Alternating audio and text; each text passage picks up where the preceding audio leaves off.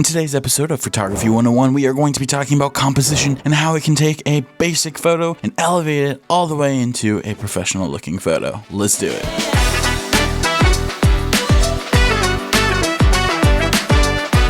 Way to really elevate your photos in photography is learning how to have a strong sense of composition within your photos. So what does that really mean? Composition at the most basic level is just how do you frame up your photo and what goes into creating that framing. And today we're going to be talking about negative space, we're going to talk about leading lines, using different angles, and we're also going to be talking about how to use lighting to bring the attention to one specific section. We're going to look at a few of my photos, and this first one we're going to be looking at is leading lines. So if you look at these two photos, these are my two examples for leading lines. I think it's really important when you were taking photos that have leading lines, you have to think about how you can use them to draw the eye. So when we are talking about leading lines in composition, we are talking about the idea that there are specific lines that go throughout your image to draw your attention of your audience to a specific spot. So when we're looking at this specific photo, we are going to say these leading lines are drawing you across the photo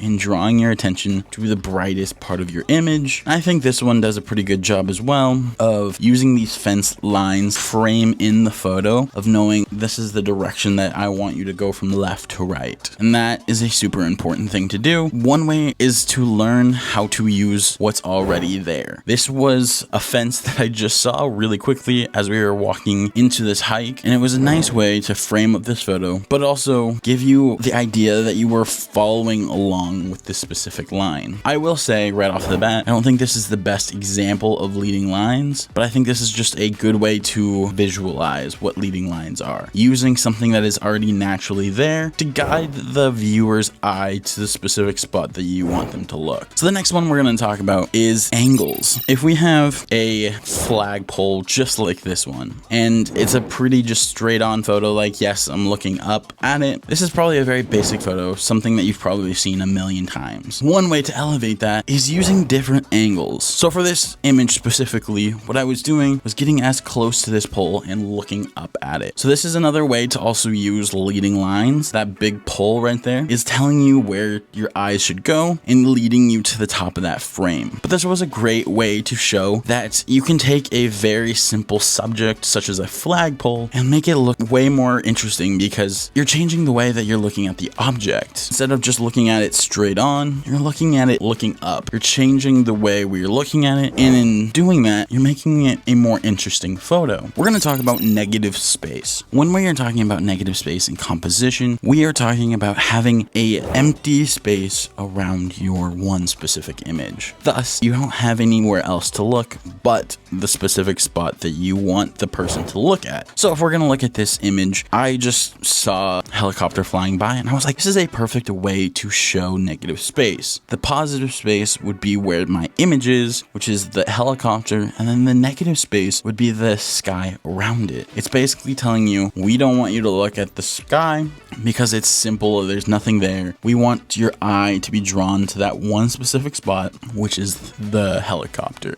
This would be another way to show negative space within your photos for composition. We have this big tree right here, and we can see that there's still a lot of empty space. And again, that is the idea of negative space in composition, which would be, since there's all this empty space, we're telling you, don't look over here. Look at the subject, which is this big tree. It's colorful. It's the thing that doesn't have the same color as the background, so it stands out. Use that to your advantage within your photos. I did a little bit of the rule of thirds, so even bringing that into the conversation is a great way to elevate your photos. Why does negative space elevate your photos? Because it simply just draws your eye quickly to where you want them to look. If I'm looking at this photo, there's nothing that like draws my eye immediately, just like if you were looking at a photo that has negative space. Negative space tells you this is not where I want you to look, but this spot I do want you to look. But if you have a photo that doesn't utilize negative space, there is not a specific thing that tells you right off the bat where they want you to look. There's good and bad, but you can definitely really use negative space to draw someone's attention. So we're going to talk about framing within your photos. So we're going to look at this photo, and I really like this because we were just walking by, and I love finding natural things to shoot through. What does that mean? If you look carefully, you can see these branches are framing up that canoe within the water, and it's something that you're shooting through. It's not something that it's just like, oh, if I moved just off to the left a little bit more, the tree is not there. It's just a big empty space, and you see the parking lot, you see the empty water. These are all things that you have to think about when taking a photo. Composition truly means, how do you compose your photo? Do you change your direction? Do you change your specific angle? Do I bend down? Do I stand up taller? Do I get on a rock? Do I look through something? It's finding ways to make your photo more interesting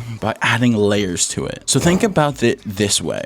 When we're thinking about a photo and we're thinking about shooting through something, we want to have a specific foreground, which would be these tree branches around. You also have a specific subject, which is that canoe. And you also have a specific background, which is the parking lot in the back. And you know specifically what you're supposed to be looking at. The tree branches frame out what you're supposed to look at. Those three layers are what gives you that depth. If you have one or the other, or you don't have any of them, it feels very flat. But when you're shooting through something, you're telling us that there's more to this than just a little boat in the ocean. We're telling you we're having a story. We're telling you we're looking through something. When you were coming up with taking your photos, shooting through some natural grass or branches or trees, these are all great ways to just even bring color to your photo. So keep that in mind when you're taking your next photo. One of the last ways we're going to talk about today is composing through lighting. So when we're looking at this photo, naturally, you can kind of tell where you're supposed to be looking. Again, it goes back a little bit into negative space, positive space. This is truly the way to look at it. You can see positive space, which is the brighter section, and then you have the negative space. It's that empty, dark space around it. That light is framing up what you should be looking at. Learning to look for those specific moments in time, you can really elevate your photo, because this could easily just be a empty ground with random leaves all over it. But a way to elevate that photo is by finding those specific little sections that have the light coming through the branches, and it's telling you exactly where to look. Here's a little bonus one just for all the people that have not watched my rule of thirds video, which if you haven't, make sure you go watch it. But the idea of rule of thirds is a great way to compose your photos. So the rule of thirds is basically having an imaginary grid that tells you where your eye is naturally drawn. The intersections are the points that your eyes are naturally drawn, and following those lines are where your eyes would naturally follow. Framing up your photo,